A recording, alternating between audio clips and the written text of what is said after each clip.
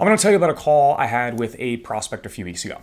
There was a new job, a relocation, a true fresh start. Life was fantastic for this individual. And almost as an afterthought, he mentioned that he had already cashed out his old 401k to cover moving expenses. He had no idea what that decision had just done for his future. So by the time taxes and the early withdrawal penalty were applied, he had handed over nearly 40% of everything he had worked years to save in a single afternoon, because nobody told him he had any other options. That call is the reason I'm making this video.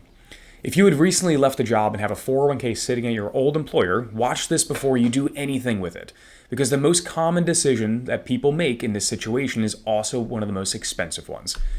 In the next few minutes, I'm going to walk you through all 4 options you actually have, tell you which one costs people the most, and give you a clear framework for making the right call for your situation. I'm Ken Erdman, financial planner and founder of Erdman Financial Group here in Lancaster County, Pennsylvania. Let's get into it. So job changes are one of the most financially significant moments in anyone's life. They tend to happen fast. There's a new role, new responsibilities, potentially a new environment. There's a lot going on. And the old 401k becomes an afterthought. That is exactly when the most expensive mistakes get made. Not out of ignorance, but out of distraction and urgency. So according to the Bureau of Labor Statistics, the average person holds around 12 jobs over the course of their career. That means 12 opportunities to handle this well, or 12 opportunities to make a costly mistake. The decisions compound over time, just like the money in your account does. The good news is that you have real options, and none of them are that complicated. Let me walk you through all 4 of your options. Option number 1 is leaving it where it is.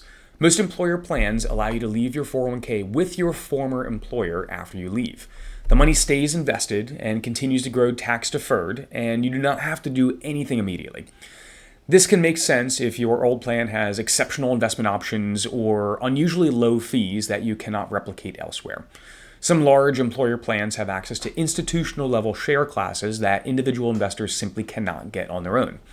The downside is that you now have retirement money sitting at a company you no longer work for.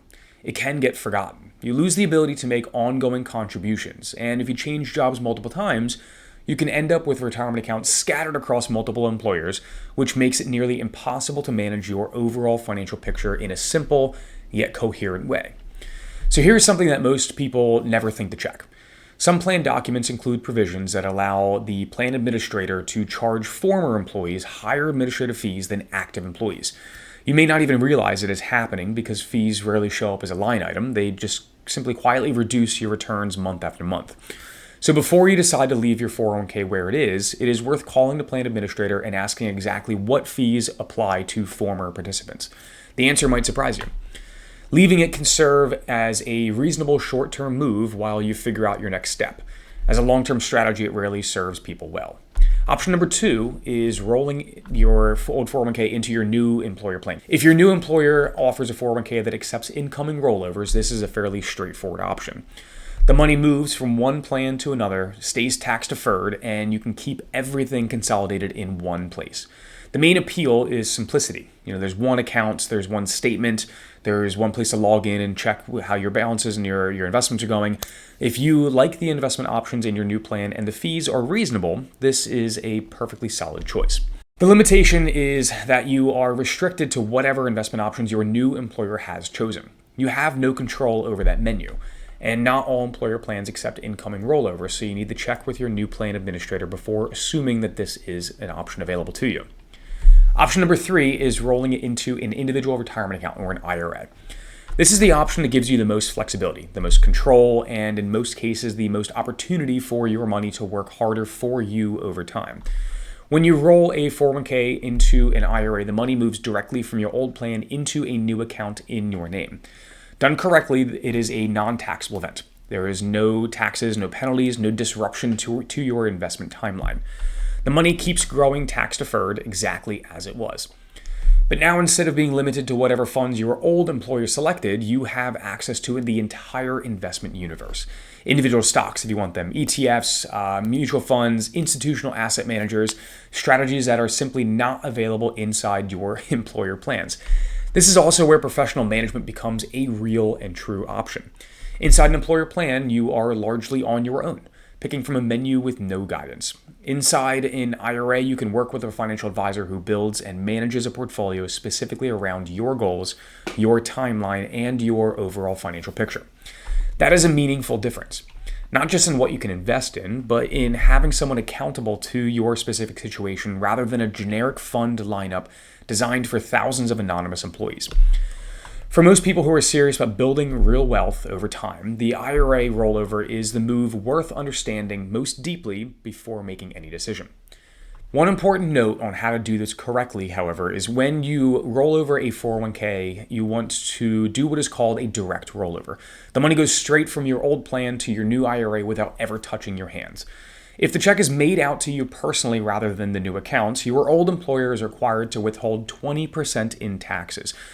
You then have 60 days to deposit that full amount, including the withheld portion of the 20% withheld, into an IRA where it is treated as a distribution and you owe taxes and penalties on the entire thing.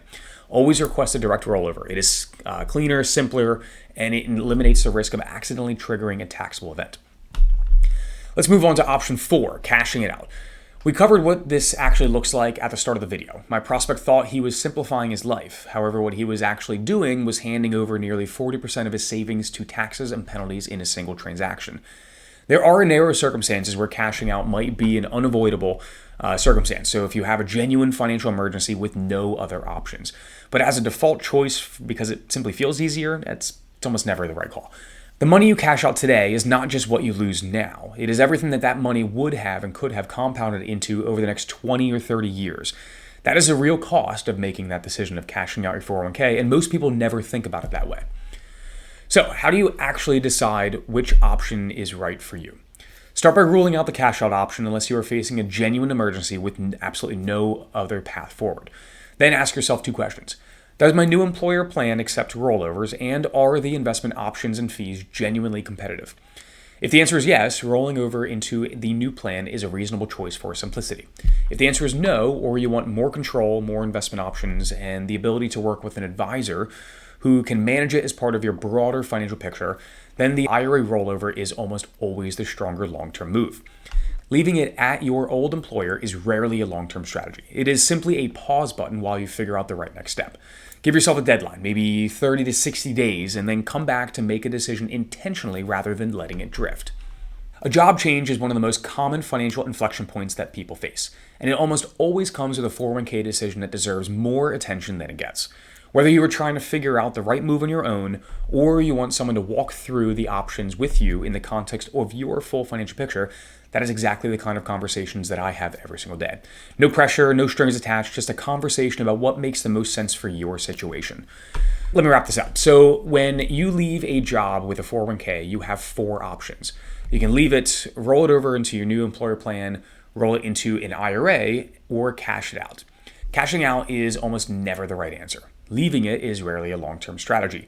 Rolling it to a new employer plan works if the options and fees are strong. And rolling it into an IRA gives you the most flexibility, the most investment options, and the ability to have someone manage it as part of a real financial plan built around your life. My prospect who made that call wished someone had sent him this video before he made that decision. The decision does not have to be complicated. It just has to be intentional. Make it before distraction makes it for you. If you are navigating this right now and want to talk through what makes the most sense for your situation, feel free to reach out. I work with people at every stage of the financial journey, and I am always happy to have that conversation. No strings attached. Link to schedule a call is in the description. If this was helpful, subscribe. I put out new videos every week with no fluff, just real planning conversation for people who are serious about building something. I'll see you in the next one.